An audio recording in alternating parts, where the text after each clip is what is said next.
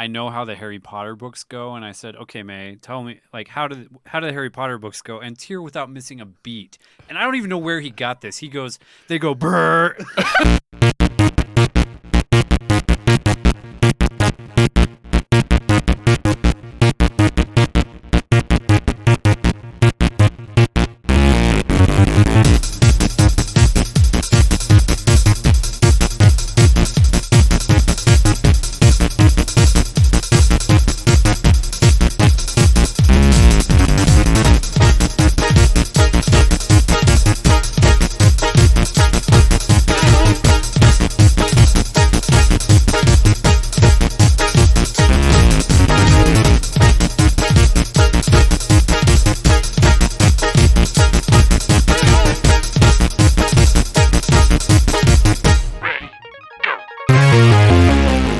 Welcome to the Rewatchers on the Pod, where we are currently rewatching The Leftovers. You're here with me, Tyler Harris, and Gwen Hammer. Tyler McKinley. Justin Hammer. we are going to be talking about episode 5 and 6 of season 1 of The Leftovers. And if you've missed any second, just listen closely as I read you the summary written by our good friend Tyler McKinley, read by Tyler Harris. Episode 5. The Guilty Remnant are not fans of the Rolling Stones' #1 hit, and they go out of their way to prove it. He who is without sin casts the first. Oh shit, that's a lot of stones. The search party is a success. Jill's friend has bold sleepover attire. Or get this, she's not really there. God damn it. Patty calls 911. She Busey has a panic attack. Garvey ganders glaringly at girls. It's creepy. Officer Wormtail calls the FBI. God, I hope Cooper shows up. Diane, a lot of dogs in this town. Damn good coffee, though. Jill likes to give a lot of alone time to her best friend and father. Patty and Chief Busey forsake the garment of their holy order. Patty speaks. Kevin can't seem to find the garment of his holy order. He checks at the dry cleaners, but finds another opportunity for me to feel pain over the attempted flirting. Matt is a suspect. Asking to see a murder victim's bodies is one of the top 5 things not to do when you are when you are a suspect. Garvey wants a lockdown. The town council does not have time for that. Patty pulls out some key plays from the cult leader playbook. Patty writes the name of her favorite character from the Tom Allen classic, the Santa Claus. Tim Allen classic, the Santa Claus. Okay, yeah. I think Matt read a different translation of the Bible than I'm familiar with. Episode 5, perfectly timed waitresses and stoplights. Matt says fuck too. Fucking good line. The FBI is Sony customer service. The dry cleaner owner makes a really dumb decision. Matt flash mobs a prayer and gets rape whistled by She Busey. Episode 6. Nora is either stalking redheads or children. Nora wants to bang. Slayer. Nora gets divorced. Just when you thought Nora and Garvey's interaction couldn't get more fucking awkward, Nora hits a heater over the fence and out of the ballpark. Someone picked up Nora's badge. Probably her clone. Frosted Flakes are more than good. They're making your kids disappear. The FDA wants you to get lit next year. Marcus is a clone. So real. Someone impersonates Nora to get her kicked out of a conference. Nora catches Nora red-handed. Nora breaks the hotel's code of conduct a second time, but for the first time. Nora is cured by Holy Wayne's magic hug. Maybe it's a magic tank top, though? She can now do things us Nora people do. Buy granola, change paper towels, and answer no to question 121. Perfect. Brilliant. Yeah, these are some there's some good episodes too. Let's just I do want to mention, okay, Gladys. The name Gladys is not like a name. Do you guys know anyone named Gladys, by the way? Don't think so. Just Portal references. Yeah, oh yeah, That's sure, That's yeah. about it. I know one, my grandma, whose name I didn't know was Gladys for like the first 18 years of my life because she goes by Diane, because her siblings when she was younger used to call her Gladass. So now whenever I see or hear the name Gladys, it's just automatically transposed in my brain to Gladass. So let's talk about old Gladass and her fucking gnarly death. Execution? Yeah, oof. She lasted a lot longer than I thought she would. Oh, man. That was pretty rough. Yeah. The size of those rocks, man, I imagine it probably only take like one of those to do me in. Yeah. I'd be gone. That scene, like the way that scene is shot too, like, I don't know. In other shows you see something like this, there's a lot more cuts in there. And you see some shit in this. Like, this is a really hard scene to watch. But, man, yeah, that whole thing is just a real bummer of a way to start an episode of television. But yeah, I guess any theories on the perpetrators of the stoning? I almost feel like it doesn't matter. Yeah. It could be. I mean, it was the last episode that we ended with them stealing everyone's family pictures and shit out of Yeah. their houses. Yeah, could be anyone. I feel like it's a microcosm of the show. It doesn't matter why or who. It matters how people react. Yeah. Yeah, which we do. This is like a kind of like turning point in that relationship for the Guilty Remnant and Garvey a little bit. Like, he's like, oh, great. I got to fucking, now I have to tell these people to behave themselves. And they're like, no, yeah, we'll fucking do it. He's like, oh, cool. Here's like a whole bunch of whistles. And, Which was smart. yeah. Garvey's maybe sort of good at his job sometimes, I feel like. Do whistles count? Like, as verbal communication? yeah, I mean, like, it's the same concept, right? You're vibrating something with your. Their ways. Oh, there's a word for It's that. not- I know there's a it's word not for really that. breath. It's like your diaphragm, right? Like, the pressure in your chest. Yeah, you're vibrating something by releasing the pressure in your chest. Yeah. But not just your lungs. More than just your lungs. I think I might have been speaking wrong my whole life. I wasn't.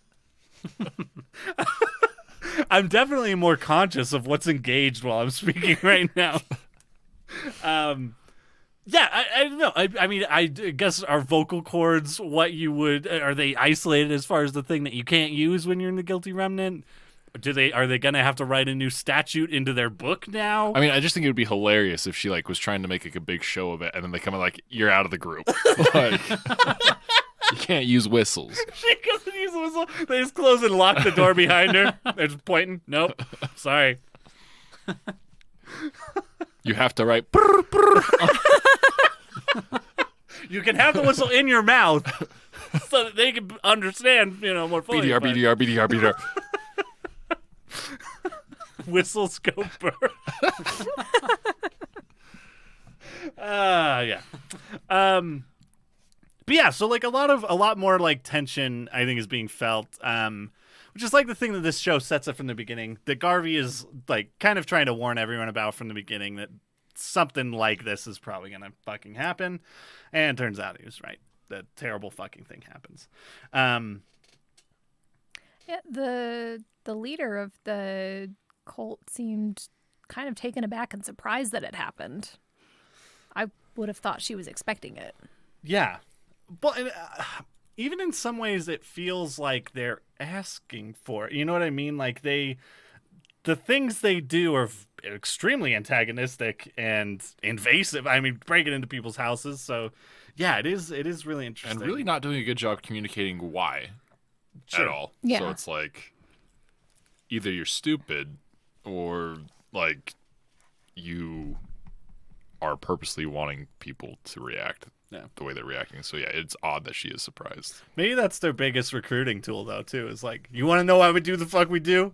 Come fucking live with us for a little bit. Put on this white t-shirt and pants. Dude, Andrew WK would be there. Okay, that guy goes so hard. Speaking of Andrew WK, did you watch that 24-hour that I did. thing? Man, I didn't watch all 24 hours of it. well, but I don't think he made it 24 hours. Did he? He made it like I don't remember. I think it ended early, but I thought he did, but it was like towards the end it was rough. yeah, I saw pretty far into it, and it wasn't really drumming. At that point. It It's- was the loosest scraping. definition. Scrape those drums. Okay, let's kind of keep talking about the Guilty Remnant though, because we get more stuff we hear Patty speak in this episode, and kind of get some other hints at kind of the relationship between her and Lori, and yeah, I don't know. What are you guys' kind of impressions of that? Because there are a couple things. Yeah, I don't know. Anyways. I was really surprised that for what was seemingly such a high control group that they were taking a break and supposedly like, okay, we're going to rest from this. And then it, of course, turned out it was just like another like recommitment test. Sure. Yeah. Yeah. It's a big display of manipulation. Yeah. So it's like, I don't know, made me hate her even more. Yeah. Extremely hateable. Like, I do remember the first time I watched this and being like, her voice sounds exactly like what I imagined it would sound like, too, though. Like, it's like, I don't know. But yeah, that stuff is all, again, just kind of like, I feel like throwing even more confusion onto what the Guilty Remnant really is, like, what their bigger plans are, if they have bigger plans, like, all of that is. Yeah, because Patty said we want people to remember. But it doesn't seem like anyone's trying to forget. Like, they're having big memorials and everyone's talking about it on the news all the time. Yeah. So, like, what's their angle? Yeah. Yeah. Yeah, it's weird. And I mean, we have the other thing I was thinking about too is the whole them buying the church through some holding company, I assume. That's the banker kind of made it sound like that. So I don't know if there's like just a massive amount of money or if it is just like they've pooled all their resources and are in whatever this business is now of buying churches and stealing people's family pictures. What a way to make people remember, by taking the things that they took to remember specific things. Remember the frames you bought. You've always been looking at the pictures and not appreciating these frames. You know, there's one guy in town who's like, I just thank God I've had those frames for 3 years. I kept forgetting to put the actual pictures in them. There's a bunch of stock photos in those bitches. I don't give a shit.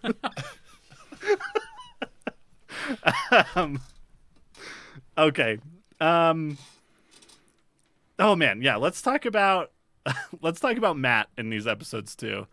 Tyler already called out probably one of my favorite lines in this show of just him telling Kevin, I say fuck too. Like a very unconvincing line of dialogue. But it's just really good. I'm hip. I know what the kids are doing. I know the words, man. But yeah, any thoughts on kind of his because he's pulled in for questioning for probably pretty possibly obvious. I mean, I feel like his relationship has been pretty good. But they're assuming that maybe, them buying the church out from under him or whatever has caused him to snap or something. But yeah, what are you guys' thoughts on that stuff in this episode as far as Matt and kind of his suspectness? I mean, I don't really think he's a suspect. Was I supposed to think he was a real suspect? No, I don't think so. Okay. Yeah. Just like he's very in character in doing something vaguely religious and like going to their cul-de-sac and be like, I'm gonna celebrate this woman, and like trying to be kind, but in a very like, I don't know, not antagonistic, and misguided even seems wrong since it's aimed at these cult people, but it was like weird and sweet and very in character. Yeah. Well, and I think like it's funny because even that moment, because the times we see Matt before his like big episode 2, he does have this very antagonistic thing that's very off-putting, and like I think even in this episode, even after we know Matt a little bit better, it's still like, listen, I like you now, but like also fuck, man, come on, like think a little. The ahead. way that episode ended with Matt being there with some of his church followers or whatever, I thought it was really interesting because it seemed to me like it was making this point of kind of showing like he's doing what they have been doing, maybe like not as much, but he's standing outside their house. He's doing something that is directly antagonistic to kind of like their belief system or whatever it is. I don't know, belief system is the right word for what they are doing, but he's on a loudspeaker. They don't talk. Sure. He's talking about like remembering them and like using his words to talk about this lady that died and being compassionate and everything. And that's like, so it's the antithesis to what they are. And it's interesting to see that happen. And then Lori come out and just like start blowing the whistle, presumably to let the police know that we're being attacked right now. Yeah. So I appreciated that. I thought that was really cool because like I think we probably want to empathize a bit with Matt, just coming from like the background that I have. He's like trying to do the right thing, but that's his right thing. It's not what their right thing is. Yeah. So I found that kind of criticism or critique of the religion in this show really interesting. Yeah. Well, I think too, like that moment with Laurie feels like kind of important too, because we have seen they've interacted, since she's been in the Guilty Remnant, and kind of it's hinted at that like they had some kind of relationship before everything happened. They knew each other or were at least acquaintances and friendly with each other. And so that whole thing where you see her really that feels like that moment where she is truly recommitting to whatever this thing she's doing is, feels like an important contrast to him for sure too. Yeah. But yeah. All right, let's talk clothes. First of all, Garvey, dog, how long is this girl staying? What are the fucking rules? Because this is a bad situation, dude. Okay, so Amy is real. Okay? But she's not always there when the show says she's there. Because we know that Chief Garvey has a family history of some psychotic mental illness, and he's seen things that aren't there before, or maybe are. Who the fuck Yeah. knows? So I don't know. To me, that's like what she is wearing. No one would wear in that situation, and also Jill doesn't really seem to acknowledge her presence throughout that whole sequence. It's very much like she's like still in bed. She wakes up. She's not like, "Where's my friend who was wearing lingerie?" Like, it's like, "Oh, go away, Dad. I haven't seen your shirts." And then later in the kitchen, she's just talking with her dad, and then just gets up and like leaves. Yeah. And does that often. We've already had a dream that was a little bit like flirting with some gross ideas between the two of them. It's on his mind. So I don't know. It definitely to me seems like it could be like Amy's a real person, a character, which I mean is out of character for her gender, I know. And Yeah. Usually women are just real. in television they just they're all metaphors. How are we? I mean, I will say the goal of this podcast is just to get that recognized by TVtropes.com at some point, right? Yeah, yes. No, but in all seriousness, this one, like, there's something weird about that to me that seems like, just with what we know about his character, there could be some of those things being either embellished or imagined by whatever is going on in his brain. Yeah. I don't know if you guys agree with that, or it's just a weird choice by them and the behind the scenes people, everything from costuming to just deciding what scene she's in, and like, Yeah. No, I think that's actually a really interesting theory. Because yeah, there is. I mean, even in this, I think specifically in this episode too, like Garvey's whole like believability, or like his, us trusting Garvey to be able to kind of show us the truth of this world is definitely called into question. So yeah, I think that's an interesting theory. Oh, also, something I didn't think of until just barely is this kind of idea with him of his wife didn't disappear, but she's left because of the events of it. So it feels kind of the same to him, I feel like, and it feels like he's kind of throwing himself at any available woman in this show a little bit, between Liv Tyler and Nora, and having dreams about teenage girls gawking at those cheerleaders. But yeah, I don't know. I don't know if that's intentional to have him like trying to kind of fill that void from that. Yeah. And then also being in direct contrast with the fact that he cheated on his wife. I don't know. I think that's interesting, and I don't know if a lot of things in the show, like I feel like I'm reading completely wrong. Like I feel that they represent something or are trying to say something that the way I see them play out later, I'm like, oh, I'm not sure they're doing the same thing I am. I don't know. Sure. Part of the show, so it's gonna be a weird tangent, but like the show feels HBO, but it also doesn't. It feels like Lost, like that flavor of TV. Yeah. But like with HBO kind of reining it in a bit, I guess. I don't know. Like it doesn't feel like Watchmen feels a bit different. Yeah. And everything else on HBO definitely feels different. Yeah. Well, I think even like talking about Watchmen too, like there are so many fantastic elements to Watchmen, but they're all tied so tightly to a set of rule. Like we know how the world works by the end of that show, and I don't feel like there's anything in that feels like it betrays those at all. But the Leftovers, we don't really have that. Like this is like a world that's really familiar, but also super foreign in some of the things that that they're doing because of this huge event. And so yeah, I totally get that. So I guess my point on that is that it's throwing off like how I'm reading things because I'm Sure. reading them tonally like I would like another HBO show, like drama or something, and it's like, nope, we just did it. It feels like there's decisions that are made. It's like we did it because it was cool or because it was weird or like stuff like that. That feels very much like the Lost flavor of TV as opposed to like a more, not that the show isn't thought out, but I think that there are some choices. Like a small one would be, and maybe this is something that's explained later, but I don't think it will be, is Wayne's method of sucking the despair out of people.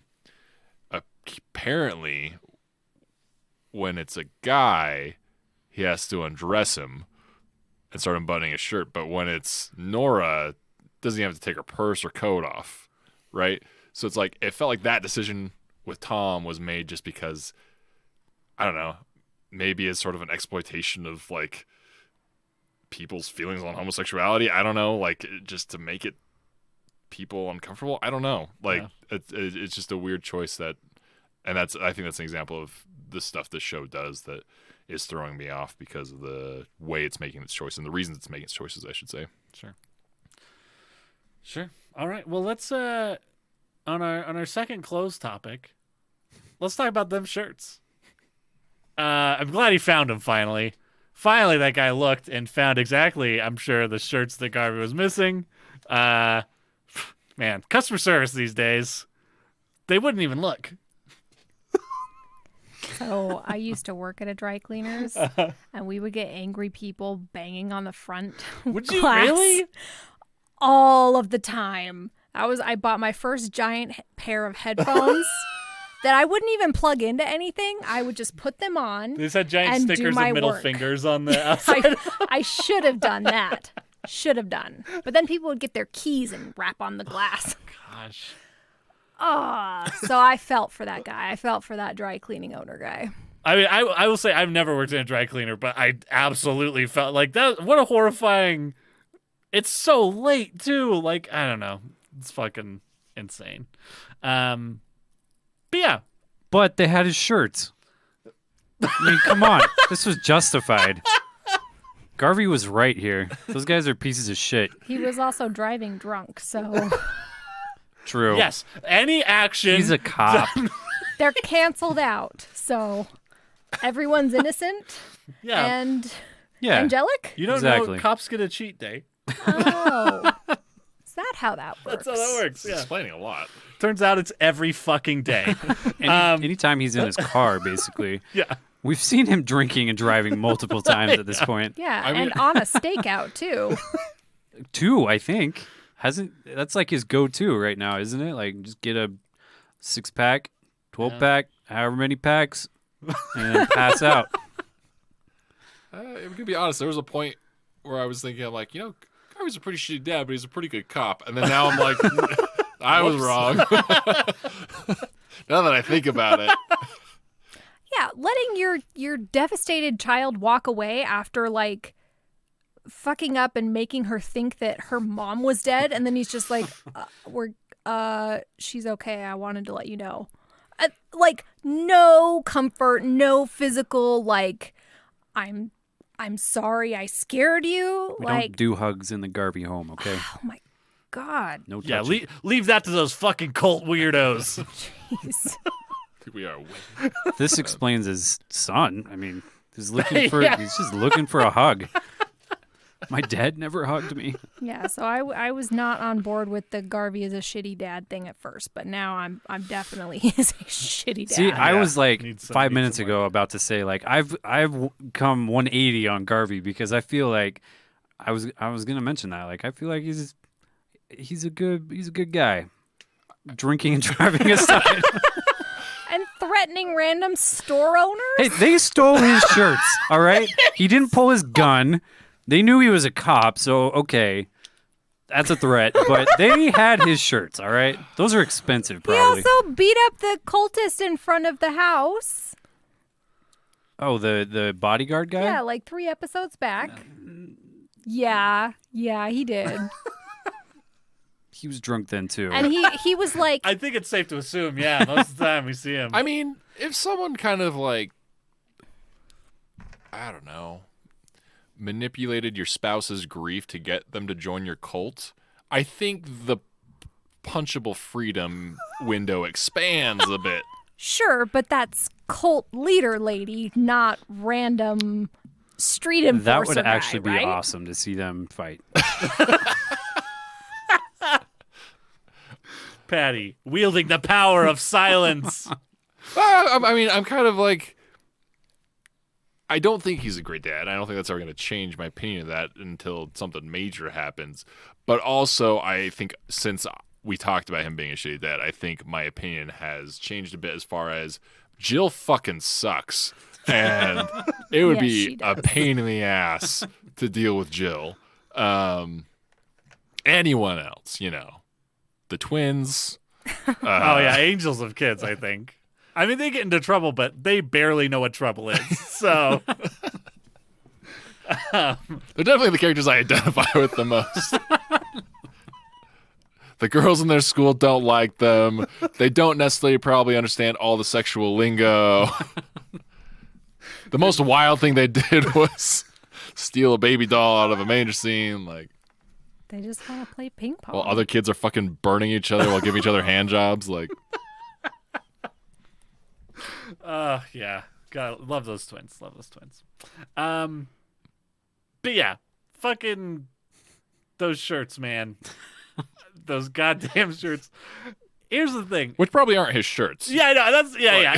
I feel like I don't know if the sarcasm has been like thick enough to like realize that. Yeah, no, I don't think those are shirts. Like, I hope they're at least the right size, because otherwise that would be also frustrating. Just get back and just have a big old thick necked white shirt that you stole from a scared dry cleaner. They're probably What? his what do you call that, the fat fuck or whatever he called his the dude who called the Oh yeah, the feds or whatever. They're probably his shirts. Oh. Oh God, what is his name? That guy also sucks. Dude, that's the guy that, like, your kid fucking, like, beat up the special needs kid on the basketball team, but he's the star of the basketball team, so he comes in the office to chew out the coach for kicking his son off the team. Yeah. Like, Yeah, just another person in Garvey's life that's like, I mean, Garvey's doing some shit, but look at all these assholes he's surrounded by. I'd be drinking too. Yeah. I do kind of wish that I was in a workplace that I could just swear at people like that all the time. It'd be pretty awesome. Yeah. Be great. HR, what is that? Oh God. Yeah, are there any other things kind of in that episode that we want to talk about? His buddy, who might have been not real, is real. Sure, Most yeah. likely at this point, I think. oh, The dog killer new guy? theory. He's not. Oh, I'm sorry. That's not a new theory. Because only the Garveys have technically acknowledged him. I mean, he was speaking at the city council meeting though for quite a while. And also the cop isn't like the cop that's on scene gestures at him. That's why yeah. Garvey He's doesn't talk like, to "Hey, him, what's right? up?" Or, Look, it's gonna make it really hard for them to explain it. But like him popping up in the woods was so fucking random. Like it looked like a dream sequence thing. Yeah. And it was only she Busey there that was like really interacting, So I don't know, maybe he projects himself onto other people, like there's someone else voicing a concern at the thing. He's like the Bob of The Leftovers. Yeah. or like Jill's Amy. Is that her name? Yes. The Amy friend? technically just stepped past him while Jill was like, "Are these beers for us?" So she's. Well, I'm thinking Garvey. like you were talking about how Officer Garvey imagined her wearing what she was wearing, right? So maybe this guy, his tobacco chewing, dog killing friend, truck giving friend, was also projected onto somebody. Is that what you're talking about? Dude, if this show goes a whole, it was all a dream in Garvey's mind route. Isn't that what Roseanne did at one point? Yes, think fucking so, yeah. the whole last season of Roseanne. It's fake. It's just revealed that her husband was dead the entire time, and they were just imagining what life would have been like if he wasn't. It's fucked up. And then she came back and made those racist comments and doesn't have a show anymore. I was gonna say, was that before or after she was high and racist? Yeah, that was what- before. what- Well, I don't know. How does that show make sense? Because isn't John Goodman her husband in that? Yeah, I don't. So I that don't whole know. last season, he's actually dead. Something But like then that. in Yeah. the reboot, Do you know- he's there. Maybe I fucked that up, but I'm pretty sure that was it though. It was something like that. I remember seeing. Yeah, it's Uh, yeah. Anyways, So the show's Rest in Roseanne. peace, John Goodman. My heart dropped a little bit for a second. I was like, wait, what? I thought I missed something that's like, oh no, it could be anyone. Oh, geez. He could be anywhere. You guys have seen James Acaster, right? Yeah. That joke about the duck being killed and that whole story at the end. Yeah, that So good. A master. I love that man. Yeah. Anyways, I don't think there's. I'm trying to think of anything else in that episode that happens. yeah. I think we've covered pretty much everything. Oh, you think the mayor's making a play? Like she's like pretending to be on his side, but really fucking with him. Like, to get to his dad. I mean, she's already got his She dad. got to his dad.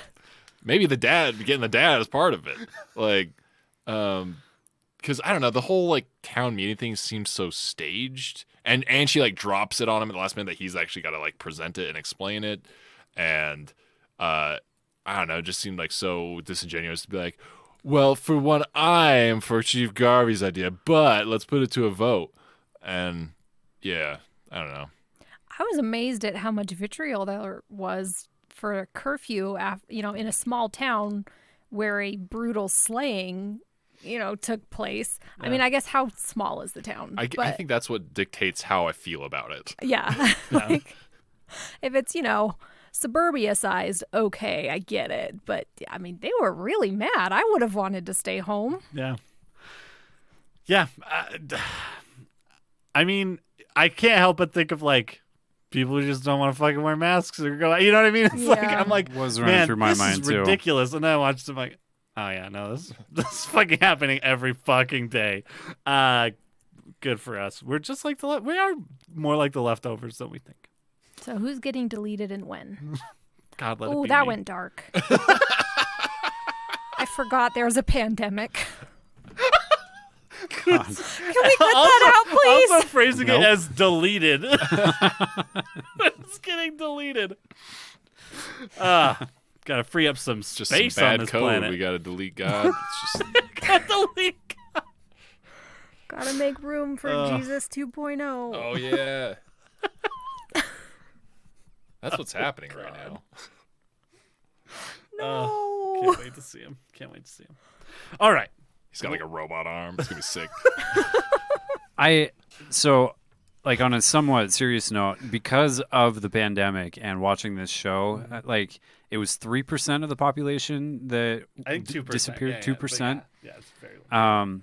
I don't remember what the COVID death numbers are at this point, but that has definitely like influenced the way that I've been thinking about how these people are reacting to all of this, and like dealing with real world loss in the way that we have over the last year or so, and so many people losing people close to them, and then like watching a show where a lot of people just disappear. Like it's really interesting living through something where a lot of grief has happened recently, but it's been extended and drawn out over a long period of time, and seeing the reactions from people of all different beliefs or opinions or whatever, and then watching a show where it seems very like straightforward that people are just gone, and like just the suddenness of it changes that. Even though like numbers wise it's still a pretty small number of people. I mean, 2% isn't a lot,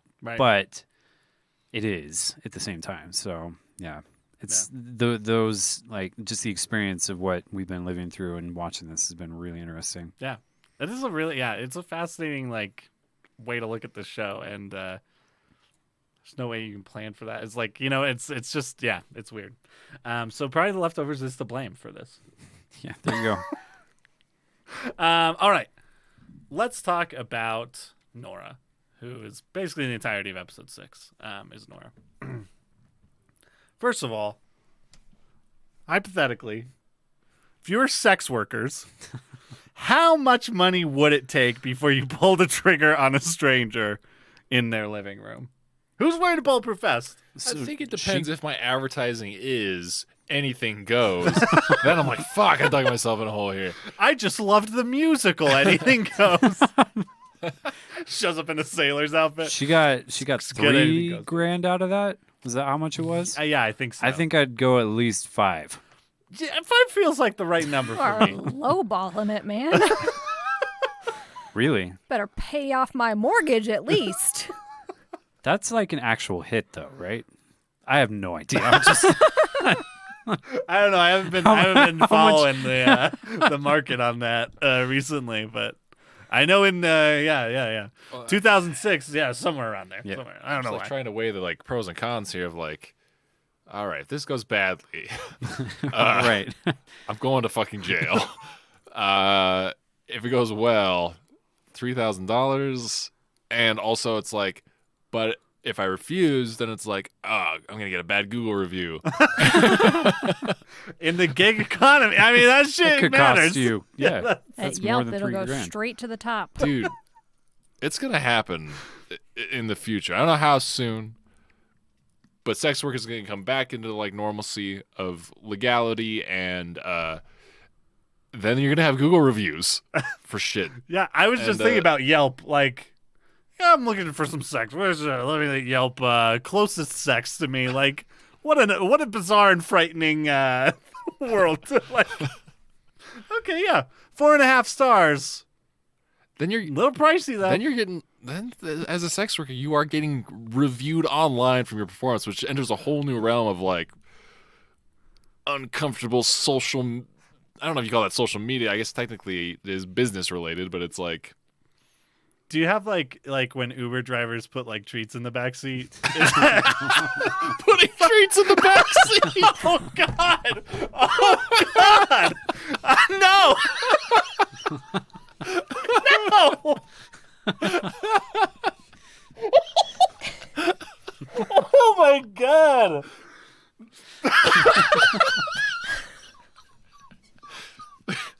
Yeah, it's just yes. Okay, I think so. I'm glad that we've answered that question. Fuck. 5 stars Google review. Treats. Just let Dum Dums back there. Okay.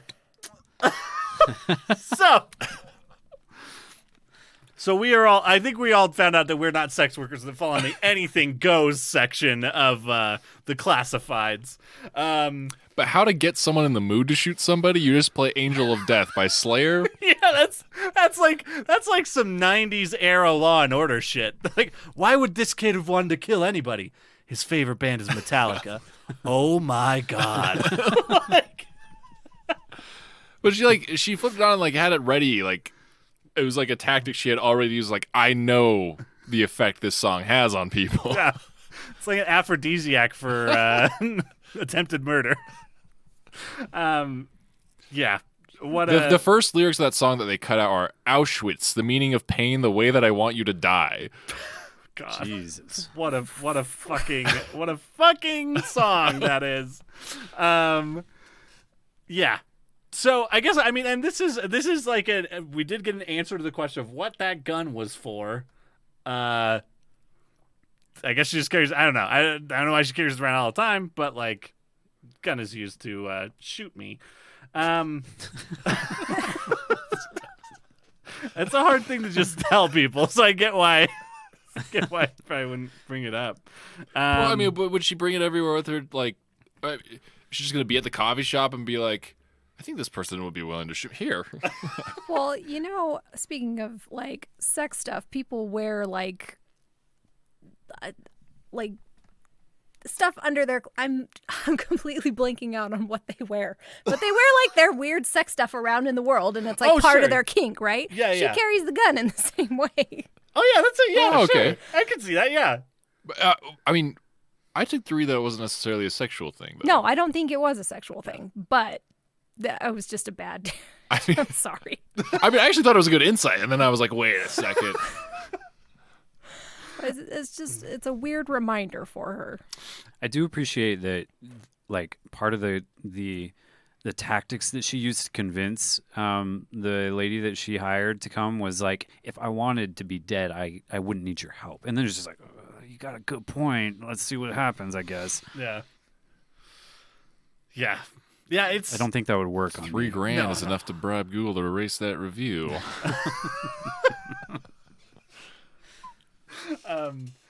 Yeah, so I think definitely, like, at least a very fascinating insight into this character who we don't have a lot of information on before this. We have those very awkward interactions between her and Gar, painfully so. Get the real mother load of it in this one. But yeah, we also have this is when is this when? Oh yeah, this is the episode we see her parked outside the preschool, checking out the woman that her husband was having an affair with. Which I feel like just from the look of that woman when she looks over and sees her, it's like, yeah, they were definitely like, it definitely removes any like doubt as to like if that was not happening or her specifically.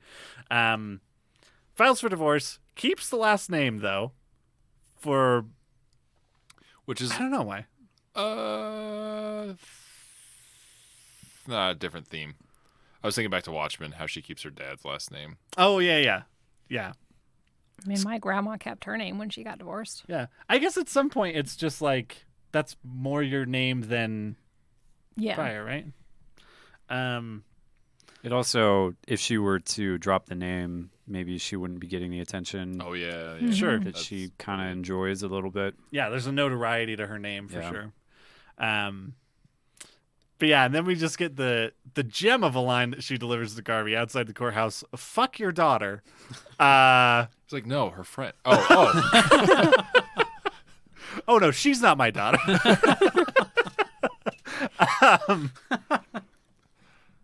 Which yeah, turns out is pretty not the best pickup line. I don't know. I've been workshopping some things, and it definitely like it clarified. I was like, oh yeah, I've got to throw out some of these. These aren't. I imagine that moment, like just going forward in her life, being one of those where she's falling asleep, and then you bolt upright and remember the stupid thing you said forever ago. Except she's like, what, 40? Like, I don't have very many of those anymore. But now she's got a new one.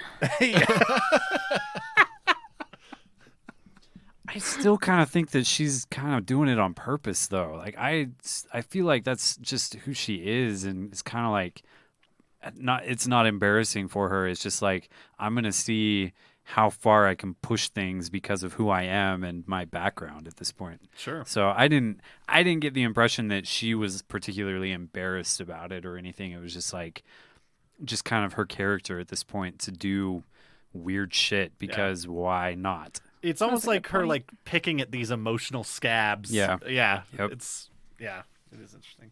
Sorry, did I cut you off? No, I was just saying that's a good point. Oh, Because if I had done something like that, I wouldn't have been able to go to work afterward. I would have gone home and died. yeah. Garvey has a daughter. She doesn't True. anymore. Yeah. Yeah. Yeah, it's like waving your daughter in front of my face. Ooh, a daughter. Fuck her. Fuck your daughter. Yeah, so we also get a little more insight in this episode into the like questionnaire process and like what that's about and the fucking gamut of questions that they ask. Which I think just serves as another piece of evidence is like, man, no one has any idea what the fuck is going on. They're really swinging for the fences on some of these questions. But yeah, I don't know. Do you guys have any impressions kind of on that whole, like, what is it called? The Department of Sudden Departures on that questionnaire or anything like that? I don't know. I'm still processing Nora's, like, she was holding on to her pain, revisiting it, and she didn't want to have hope because she felt like she didn't deserve it. Right? Is that what's his face said? Yeah. And then, so she gets cured by Wayne, and then she feels like she can answer no for these people as to whether their loved ones are in a better place. Like, I don't know, like I can't quite process. I can't get my head around it yet. Sure. That's actually good. Let's come back to that in a minute. After we kind of talk about the other events in the that happen at this conference that she ends up going to. Doesn't go to Miami, ends up going to this conference. Which like seems to be any like a pretty familiar scene for like any conference of this type, I'm sure. Tons of protesters outside. She's handed like a grenade that a guy pulls the pin out of. I can't remember what it says on the grenade or something. It says like any time now or something. Oh yeah, something like that. Which the white people cult had something similar on their walls. Let me see if we can find it. Sorry. Nope. Oh no. Wrong app. But yeah, and of course that there's like some summit where they come and talk about these things once a year. And I think that moment, like Justin was mentioning earlier, that whole thing of like her having this certain cachet, like she certainly has that at this conference too, when she's super upset that they don't have her badge that shows that she had there were 3 people departed in her life or whatever, which definitely reinforces that whole idea and is we see again later when she meets the man who wrote that book. But yeah, I think that that guy who's in this episode, who I feel like is in every show now, and he's just a perfect piece of shit. It's just like slimy, but like fucking sure, I'll hang out with this guy. Like he's a real dick, but I really want to just see what happens when he's around. Any character he plays, I always get the sense of like he is massively in debt.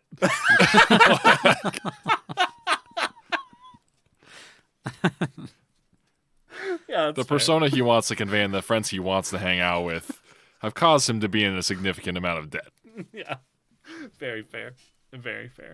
I think too. Like I think I do want to say up top too. Kind of this episode is another one. I think with the Matt episode, I think that those episodes of what we watched so far are like just my favorite episodes because it feels like we really get places that we may not quite get the payoffs of in other episodes because of all the different storylines. Like being able to focus on these characters and like really drill down on what makes them tick, and kind of this show treating that as the mystery of the show in a lot of ways, as far as like, we're not going to talk about why these people disappeared.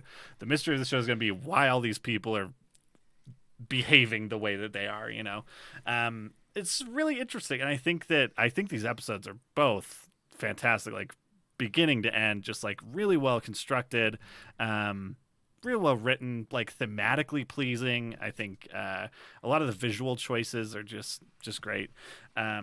Anyways, but yeah, so let's talk about the I don't remember his name, the asshole's job that is revealed kind of far into this episode after Nora decides to cut loose and hang out with the cool kids who don't have any stickers on their name tags. Stickers are for losers. And if you lost people, means you're a loser. But Gets you real. it's funny. That's like such an over the top representation in this episode of just like, let's go get fucking high, and like all these people are downstairs crying, and they're just like laying on top of each other and licking drugs out of whatever. I really thought there was going to be like a cool use of DMT in this, of like That's fair. the concept of like losing people in death and everything, and like just like tripping out. Yeah. FDA's proven it later this year. Yeah, like all these people disappeared, and it's made the DMT in the world stronger. And so it's like, we don't know. It's like more death energy around. God wants to stop DMT because it's taking up the energy to make Jesus 2.0. You're borrowing some of that energy to transmit yourself into the demon realm or whatever the fuck they call it. God versus DMT. The news segment. It's a new drug sweeping the nation, and it has God pissed. And it might have your departed in it. More at 6 p.m. Yeah, what a good thing. But yeah, so we get a better kind of view of those. I was about to call them real dolls. They're not real dolls. Fuck. This episode. The opposite of that. I don't know. The proxy burying dolls that people are ordering. They look pretty good. Clones. Yes, the siliclones, as we call them.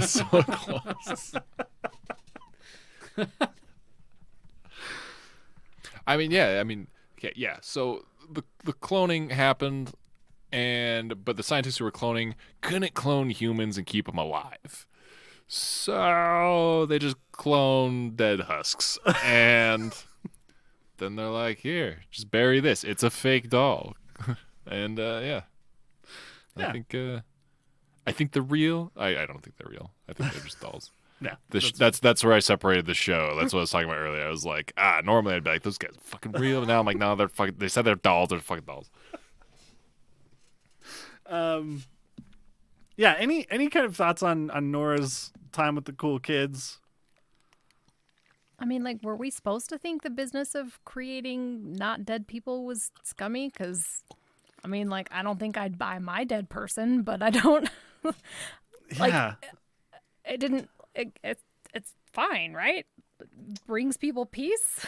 I guess. I think it's. I mean, I think you can have this debate about a lot of services in the world of like. I think like you do this about the funerals. funeral industry now. Yeah. Yeah. It's giving some people peace, but it's also exploiting a tragedy for financial gain. And it all comes down to the person's motivations and practices, I guess. Yeah. It determines its morality. Both and. Yeah. Well, it's funny. I wondered about that because my mom has like very specific like things about when she dies. She doesn't want to be cremated. You know what I mean? It's just like very specific for her. And I think, my mom also is like very, in her mind, it would be really difficult for her if like her parents were cremated or something. And her justification is that because then she couldn't go to a place. Like, there's something about going to the cemetery and knowing that they're there for my mom that is, like, really important to her, like, grief process and all of that. Whereas, like, in talking to her, I'm like, I feel like I could invent that place anywhere. Mm-hmm. If you know what I mean? It's like, Yeah. I feel like I could do that for myself. Did you see that thing of that woman who had her child die and she had a stairway built down to where it was, and there's a window into the casket, and she would go down there and just sit by her, and it's like, grief is so fucking weird, and how people choose to process with it, and yeah, like for me, this idea of like a silicone burial thing, like I mean, I'm with Gwen, I probably would not do that for myself, but I understand if someone needs that for them. Yeah. I guess as long, I mean, like it's a hard thing because like at my dad's funeral, some people did things that really pissed me off, and I think we're in really bad taste. And as long as I think your grief process doesn't step those bounds, I think I don't really care how weird it is. I understand, Yeah. Well, it's weird, like that whole idea of like. My first thought when you're like, yeah, this woman built a stairway down. There's a glass window in the casket. I'm like, that's just fucking very unhealthy. But like, who am I to say? I don't know. Like, well, I mean, like, I think definitely that woman probably needs to see somebody. Yeah. But it's like this is also like way the fuck forever ago. Sure, like it was very old, so it's like, yeah, that is not to say that I should probably clarify. That's not to say that you should forego any sort of counseling. If you're building dummies in your house, there could be a problem. Unless you're a dummy maker. God damn it. Okay. Bummer of a career. Family business. A terrifying house. Dimitri Dumas, dummy maker. And I'm not right in front of you. Because he walks up and stands next to his.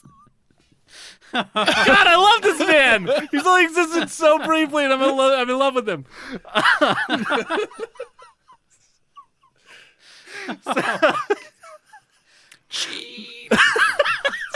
The vibe, the Arrested Development gag. But yeah, I do think that this is like a really. I do love how this whole thing is presented in the show, because it does feel like one of those things can just crop up in the in a huge like massive thing that just creates this industry for something.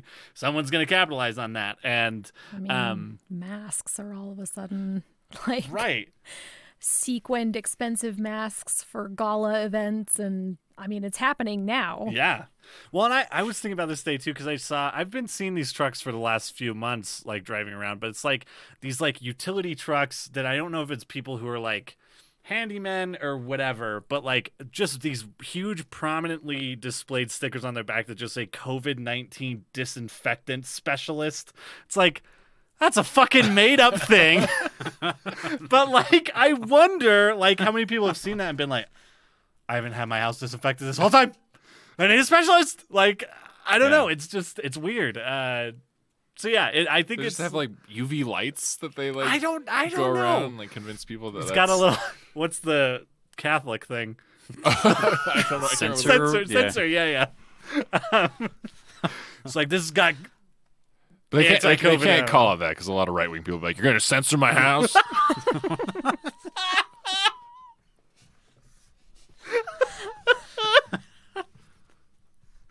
Oh God. Oh yeah. Good times. What a time to be alive. But yeah, I think all that stuff's great. Which then leads us into the whole consequences of Nora's identity being stolen and counterfeit Nora just fucking breaking a mirror. Was that I can't remember if that was like the crime. Breaking a mirror at the bar, like whatever. Cool. Sounds fun. I don't know. Sounds pretty rad. And then kind of that whole thing. What were your guys' kind of impressions of that? I'm trying to remember the first time I watched it if I was like, is Nora, like, did she do, because I don't know if I was sure the first time I watched it if she did do it or not. Like, just knowing how this show is treated kind of like perspectives and things like that. And we had that with Matt earlier where it was like, oh, gotta get to the bank. Gets to the bank, it's 3 days later. So I don't know what your guys' impressions were on that or anything like that, but. I wasn't ever. I never thought that she had broken the mirror. Mm-hmm. I thought. Oh, go ahead. Nope. I thought that they're gonna do something like more trippy with it, like just kind of like the dog shooter guy and the people that Garvey's dad speaks to. Sure. There would be some like, I don't know if we want to call it supernatural force or whatever's going on with that. Right. I thought there would be like someone like that who was taking her place that maybe only she could see, or that or I thought we were going to have a real curveball and it was going to be like, she's actually not. She's the identity thief. Oh. And yeah, something That like would have that. been a cool twist. Then the episode just shows her going down into the basement of her house and the real Nora Durst is tied to a chair and has been for 3 years. Plugs an IV into her. Yeah, and instead it was just a woman whose clothes are certainly lined with tinfoil. Just real fucking up in arms. Man, there are so many parallels to everything going on right now. I'm just thinking about all of this. But man, yeah, I think that's one of the things this show does really well. I think like all those, and I don't know like if it is just because we're going through what we're going through right now that feels really apparent, but like it really nails a lot of like really great stuff. And I think about the way that people react and what they'll kind of cling to in those moments. But yeah, so we have that whole thing. Nora gets her badge back. I did anybody else get the impression that Nora thought that maybe this was more about her specifically than it ended up being? Yeah. Because like I kind of got the impression that when it was like when that woman stood up and she's like, I'm not Nora, whatever her last name is. I can't remember her last name, but it felt like Nora kind of had this realization or sort of felt this weight about like, oh, this person was just using like, it was just like happenstance. It was random, essentially. It wasn't about her specifically. And a lot of the stuff that has happened to this point, like the way she gets treated by other people, the way that she uses her name and everything to kind of get special treatment, it felt, I appreciated that because it sort of felt like, I don't know, it gave her something to be like, oh, it was like this realization moment for her that it's not all about her. Maybe at least that's what I got out of that. And I felt like that kind of led into the scene with Holy Wayne, as sort of like her realization and acceptance of what she actually wanted and feeling like she could move on at some point. Yeah. Sure. Well, and I think too, like that scene, because we have that scene with her in the bar with the guy who wrote that book. It becomes very clear that she, it's kind of a numbers game. You know what I mean? She definitely does feel that way. Because she lost 3 people, her kids and her husband, and he lost, I can't remember, his daughter or something. Parents and who else? Yeah, right. And her whole thing of like, how the fuck long did they have left? Like that whole Right, like, yeah. The daughters set her off, dude. Yeah. Yeah. Like, mention of daughters. Fuck your daughter. That's a good. But I think that scene's really important because it's towards the end of the episode, and it shows that kind of the failed hero's journey in the context of this episode as far as its structure. It's like she has not learned anything from this. Her flaws are still the same. Yeah. And then that makes that scene with Wayne more important, like needed to resolve the issue. Yeah.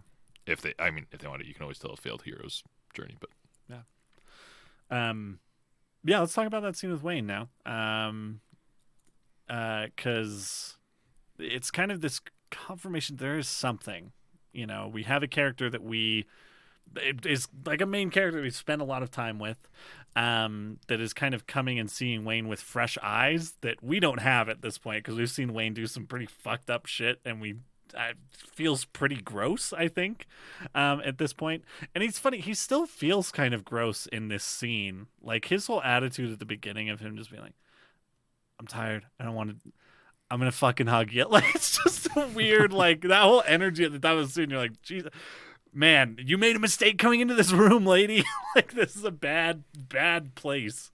But yeah, the way that whole scene plays out and is like, I think this scene also makes Wayne such an even more interesting character so far, is that kind of by the end of that, you feel it a little bit. Like he does have this, at least like incredible empathy or like ability to connect with people on that level, that gets them into a state of feeling something very powerful.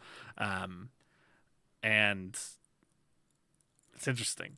It complicates, I think, a lot of the stuff kind of going on in the show. But yeah, what are you guys' thoughts on Wayne at this point? it's one of those things that I fear that they're not going to answer, you know, because we know that there's things that they're not. Yeah. But it's one of the things I want answers on, at least to some extent. Like, what's Wayne's deal, I guess. And I suppose you can't really answer how he, if it is a legitimate supernatural ability, you can't really answer where he got it from, I guess, without answering the big question of the show, I would say.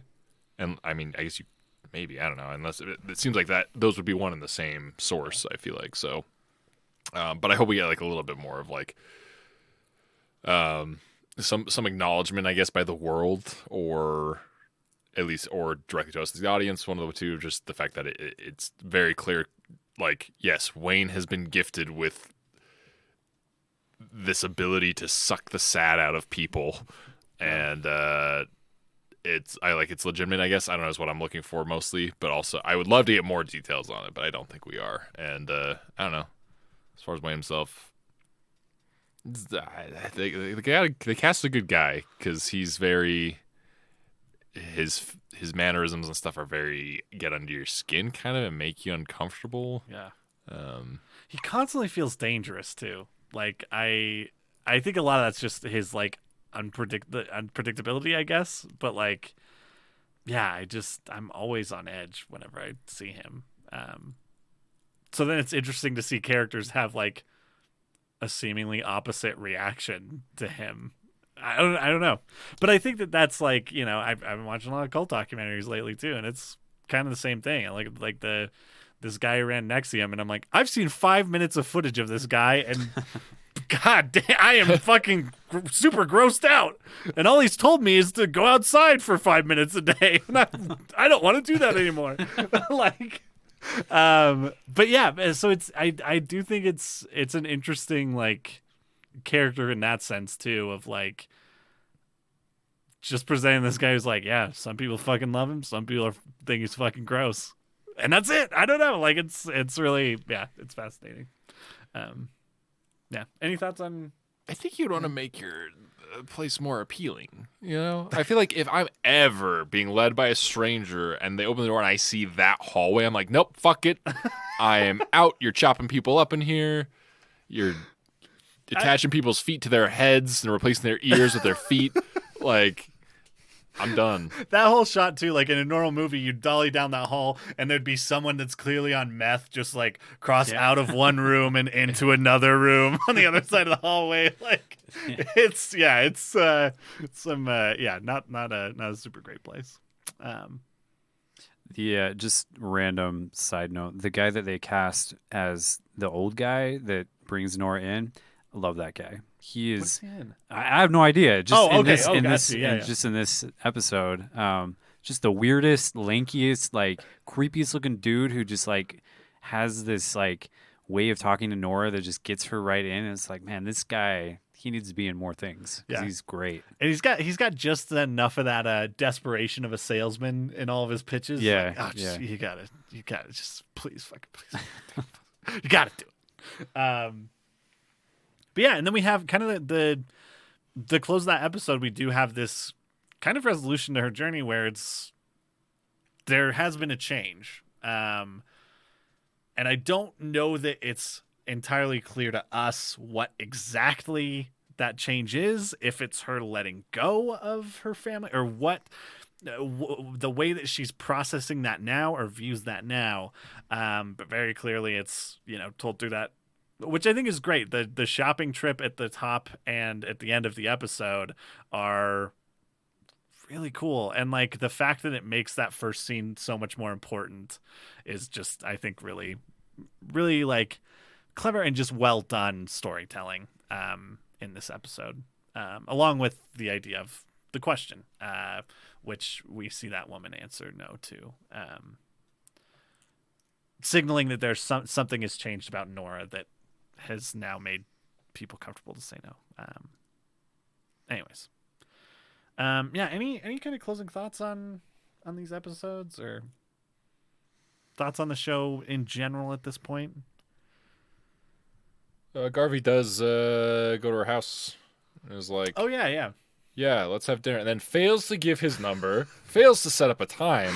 Well, he also says, I looked you up. Is that when he says that he looked her up? His like, yeah, your address was easier to get than your phone number. Yeah. Which is actually kind of a hilarious line. coming from a cop. Like, you wouldn't give me your number, so I just went and looked up your address. So Gosh, here I am. It was I know creepy where when you he live. said it, but like just spilling it out like so simply is like that's disgusting. This wasn't knocking on her door like he did at the dry cleaners. I mean, she did ask him to go to Miami with her, so That is, I yeah. mean, it's some fucked Yeah. up people. Oh man, that's like my parents' dating advice that they'd always give me. Go to Miami. No, just invite him to Miami.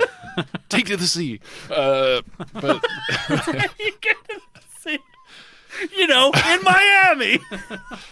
but they were always like give me like 50s dating advice. They're like, "This girl you think cute? Just look up her number.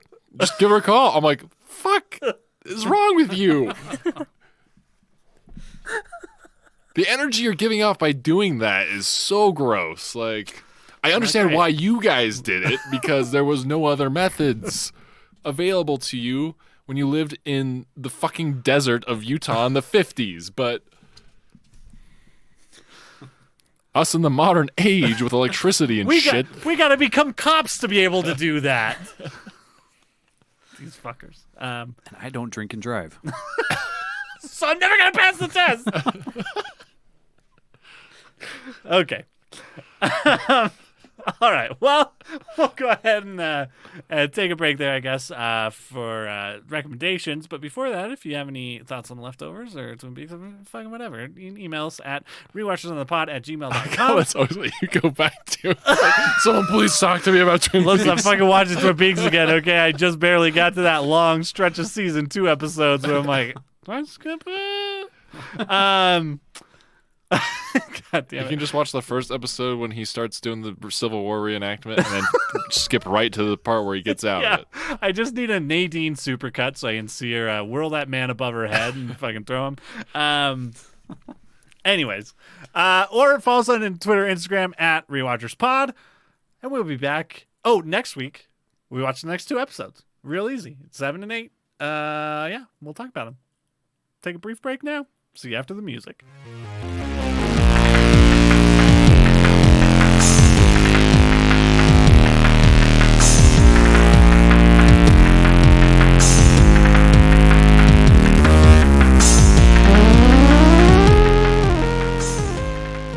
Welcome to the recommendation section of the podcast where we talk about other stuff we've been watching, reading, consuming, all that shit. Justin, what do you have to recommend for us this week? So I watched a movie that casts basically all of Marvel's superheroes in it, but it's not a superhero movie. It's called The Devil All the Time. It's a Netflix original and stars Tom Holland, and it's got Robert Pattinson in it as well. Harry Melling, who is Dudley Dursley, and Oh, okay. he is awesome in Ballad of Buster Scruggs. His little vignette where he plays the guy who is paralyzed or something. Man, that one's really, really good. He's also in Queen's Gambit. Yes, Fucking great which in I Queen's think Gambit, I'm assuming Gwen is going to talk about that. Oh, Maybe I okay. don't know. I don't have enough opinions about it yet. Okay, we watched the first episode last night together, so that there will be more about that. Sure. But yeah, I watched this last week, Devil All the Time. I really, really liked it. I really enjoyed the way the story was told. I actually really enjoyed the narrator that is in the movie. Apparently, a lot of people did not like that. They felt like it came across as being like, "Oh, you feel like I'm too stupid to figure things out that I'm watching on screen or whatever." But I thought it kind of matched with sort of the setting. It takes place in the South in the 1950s, I believe. And I don't know, has anybody else watched it? No.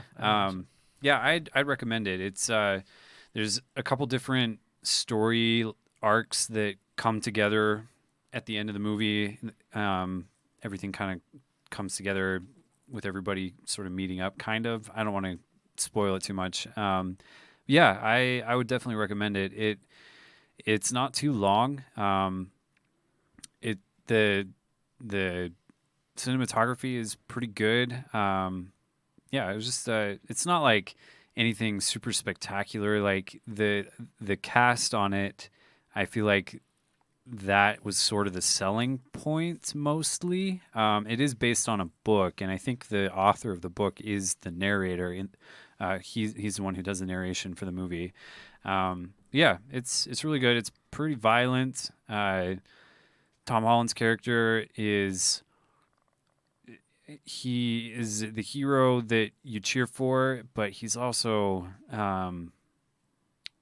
I don't know. I don't want to dig too deep into it right now because nobody else has watched it. But I definitely recommend it. It's on Netflix, like I said, and yeah, really good. Okay, cool. Yeah, I've been that's been on my list for a while. I need to finally watch that. Tyler, what did you have for us? I think I just have music this week. Start with our boy Richard Cheese released a new album. Oh boy. Still lounging against the machine. If you haven't listened to Richard, this album's not, the quality of the stuff is not as good as some of his previous work, but there's some good ones on there. The album is called Big Cheese Energy. But if you don't know who Richard Cheese is, I highly, highly recommend to look him up. He does lounge jazz in the style of Frank Sinatra, but he covers modern hip hop and rock music in that style, which is really good. His Down with the Sickness cover is a good place Down to with start. the Sickness is incredible. It's such a good take on translating that song into lounge. This current album has a cover of Weezer's Hash Pipe, of Macklemore's Thrift Shop. He has My Own Worst Enemy. Yeah, so I think it's also worth noting he's definitely going with like super contemporary hits. These are He does have Kendrick Lamar's Humble. Okay. Okay.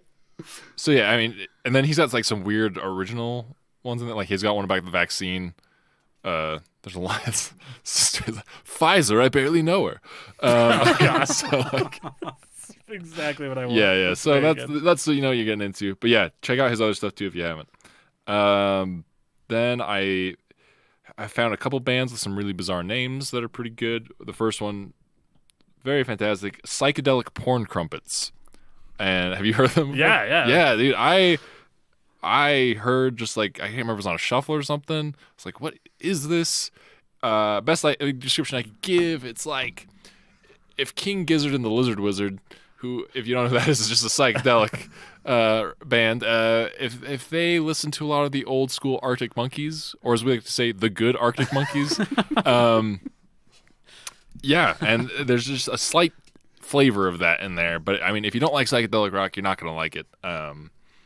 And then the other one is I gotta remember the number. It's 45 Acid Babies is the other band, and I mean, not mind blowing, but if you want like a good if you want like pop music that's kind of a little more on the alternative, I don't want to use the word edgy because it's not like super edgy, but I mean their name's 45 Acid Babies, so it's like yeah, they just released a song called Mommy's Favorite One, and it's a good bop, as the kids would say. So yeah, and I think, did I listen to anything else? If you want to feel really sad, I realized that Jamie Earl released an album in 2019.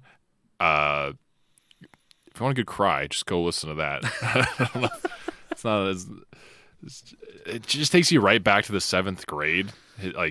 And then you start thinking about this band. You're like, this band has nowhere to go after Futures. Like, there's not enough talent in there to do anything interesting. And yeah, so that's all I got. Yeah, it's good stuff. I also just realized apparently Bayside released an album in somewhat recently. I've been meaning to talk to you about this. Have you? Interrobang? Yeah. Interrobang is the best album Bayside has put out in I haven't listened to it. I just saw it. I was like, what the time. Fuck? Yeah. Like, I'm of the opinion that Killing Time is probably their best album. Okay.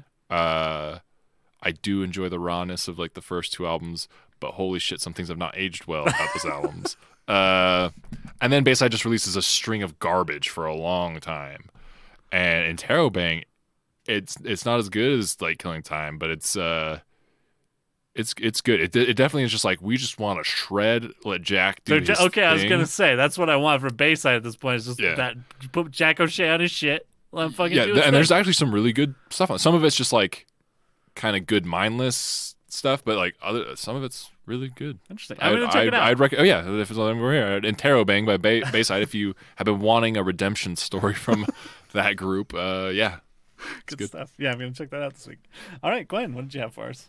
I read The Lies of Loch Lamora by, I think, Scott Lynch. I forgot to look for sure. Premise is soft magic system. It's like Ye Olden Times Italy, except not. And so there's a bunch of thieving crews and mob bosses that are all sort of reporting to this one like head mob boss. And you're following one group of thieves who is also the priesthood of the god of thieves. And it's kind of got like buddy cop vibes, except they're stealing shit. Fuck is this book? It was a good time. I think I had higher expectations than I should have because of the way that other people have talked about it, in particular a book reviewer on YouTube that I like a lot, and my tastes often match up with his. But it was a good time. I laughed out loud several times. The world building was good. You get a really good sense of this underworld and its relationship with they're kind of like aristocracy, but not quite.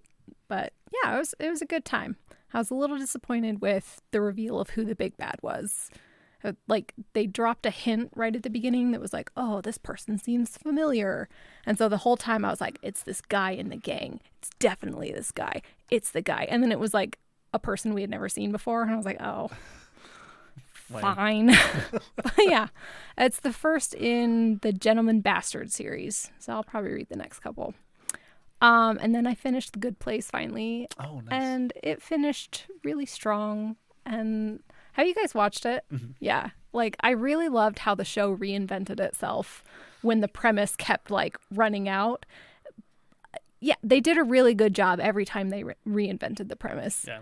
And the ending, like, unexpectedly destroyed me emotionally. I was trying to work and like, you know, sniffing and wiping my nose and hoping my mom didn't walk in and wonder what was going on. Yeah, it kind of put me in one of those weird existential moods where you're like, fuck, dude, nothing matters.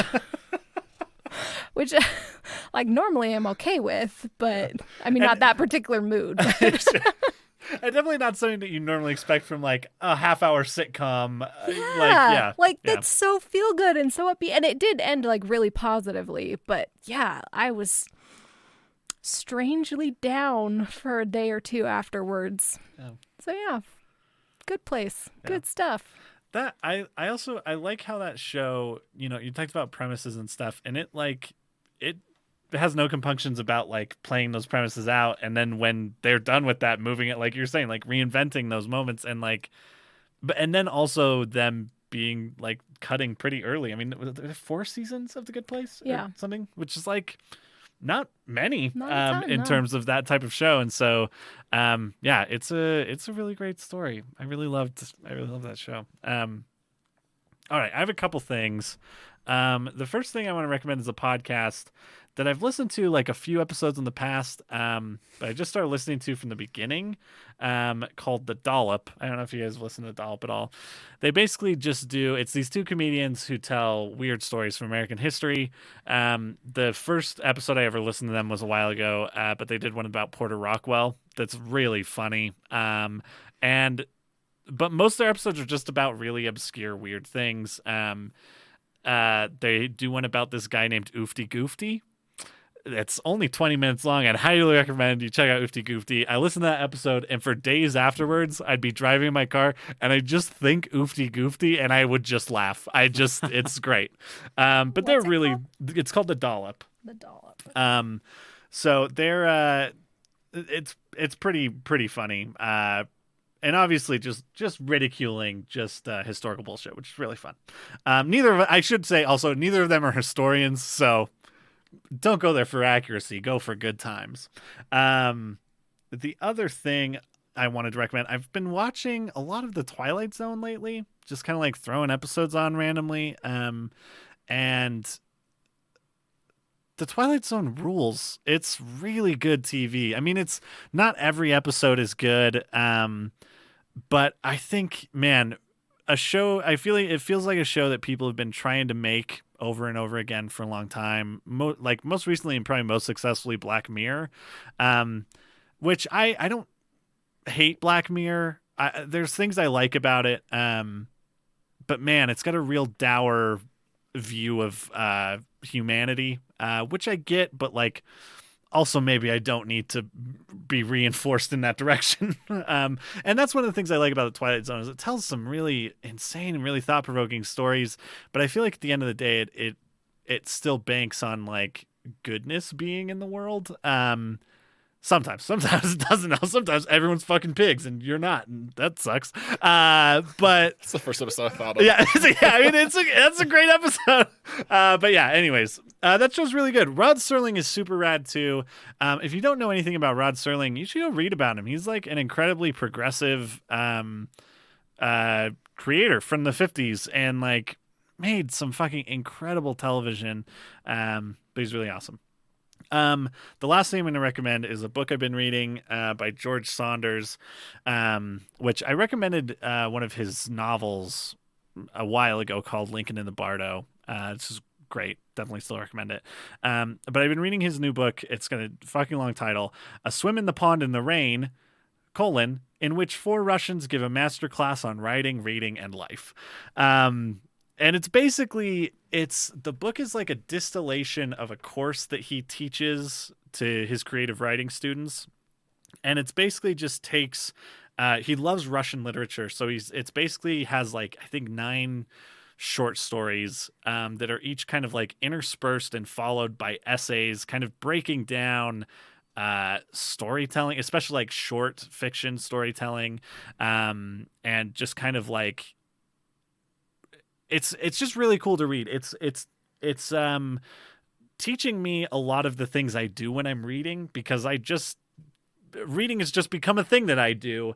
And to kind of see how I'm reading things or how I'm interpreting things and why I'm doing that is really cool. And his kind of like perspectives on story and kind of the power specifically of these Russian writers is really cool, and it's a really good book. I'm not all the way through with it yet, but definitely if you're interested in storytelling or a writer or anything like that, or even just someone who loves books, it's a really fascinating read, and he's just got such a great.